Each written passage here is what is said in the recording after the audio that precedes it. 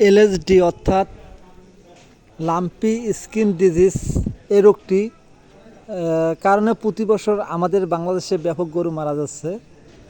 তো এ রোগের আপনার যেহেতু কোনো চিকিৎসা নাই, তো এর একটাই চিকিৎসা হচ্ছে ভ্যাকসিন। তো আপনারা যদি ভ্যাকসিন নিয়মিত ব্যবহার করেন এলএসডির ভ্যাকসিন, তাহলে রোগটি ধরবে না। তো এলএসডির রাম্পি স্কিন ডিজিজ এই রোগটি আক্রমণ করার ফলে তো আমরা প্রথমে অতিরিক্ত অ্যান্টিবায়োটিক ব্যবহার করি। আর এই অ্যান্টিবায়োটিক অতিরিক্ত ব্যবহার করার ফলে পশুটি দুর্বল হয়ে আপনার মারা যায়। আবার লাম্পি স্কিন ডিজিজ আক্রমণ করলে গবাদি পশুর শরীরে প্রচুর ব্যথা হয়। তো এই ব্যথার কারণে আমরা এই ব্যথার অ্যান্টিবায়োটিক আপনার ব্যবহার করে অনেক সময় 2 বেলা, কেউ 3 বেলা, কেউ 1 বেলা ব্যবহার করে, কেউ আবার 1 দিন, কেউ আবার 2 দিন বা 3 দিন, কেউ আবার 10-15 দিন পর্যন্ত একটানায় ট্যাবলেটটা খাওয়ায়। যার কারণে গবাদি পশু খাওয়ার রুচি দিন দিন কমে যায়। ব্যথার ট্যাবলেট খাওয়ালে কিন্তু খাওয়ার রুচি কমে যায়, কিডনিতে অনেক সময় আঘাত পায়। তো আমরা এই অতিরিক্ত ব্যথার ট্যাবলেট বা অ্যান্টিবায়োটিক ব্যবহার করার কারণে পশুগুলো দিন দিন আপনার এইভাবে মারা যাচ্ছে। তো আপনার লাম্পি স্কিন ডিজিজ আপনার রোগটি নির্ণয় করার জন্য খালি গোটা উঠলে যে লাম্পি হবে বিষয়টা এমন না। তো গবাদি পশুর শরীরে গোটা উঠবে, প্লাস আপনার ব্যথা থাকবে, এবং পাশাপাশি জ্বর আর তাপমাত্রা 103-104 থাকতে হবে।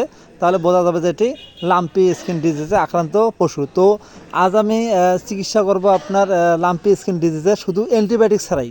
অ্যান্টিবায়োটিক এবং ব্যথার ট্যাবলেট যদি লাগে হালকা দেব। তো ব্যথার অ্যান্টিবায়োটিক এবং অ্যান্টিবায়োটিক ইনজেকশন যে কোনো গ্রুপের বাদ দিয়ে আমি এই লাম্পি চিকিৎসা করব। তো এটি আপনার ভালো। তো আপনার এ কারণে আমি চিকিৎসার জন্য প্রথমে ব্যবহার করবো হচ্ছে ফেনাডিল অ্যান্টিহিস্টামিন।